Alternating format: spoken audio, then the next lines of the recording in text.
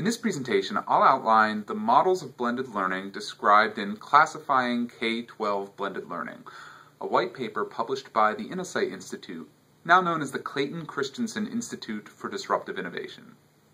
The model has been revised in the past year, so you may be familiar with the old 6-model system, but they've now been revised down to 4 models with clearer delineations. The models include the rotation model, the flex model, the self-blend model, and the enriched virtual model. Some of these models are models that individual teachers could implement in their classroom, but some of them require institutional organizational support. Some versions of the rotation model can be implemented by an individual teacher, whereas some describe full school solutions. In rotation models, the students move back and forth between traditional face-to-face instruction and online instruction. This rotation may be scheduled in advance, it may be done at the teacher's discretion, or it may be customized for individual students. Rotation is the broadest model and includes 4 subcategories. Those subcategories include station rotation, lab rotation, the flipped classroom, and individual rotation. In a station rotation model, students within a classroom go from station to station, as elementary teachers have been doing for a long time, except that one or more of those stations are online learning stations.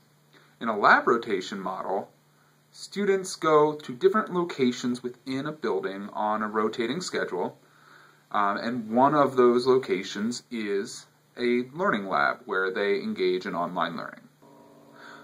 The flipped classroom is a rotation model in which students watch direct instruction videos at home and then come into the face-to-face environment in order to engage in collaborative work. In an individual rotation model, the rotations aren't scheduled for the group as a whole, but rather each individual student is given a customized schedule to meet his or her needs. The flex model is a model for institutional blended learning. All of the students are enrolled in online courses through which they work at their own pace, but there are teachers on site with whom students can meet on a flexible basis. And then they may also work in a lab environment either with certified teachers or with aides.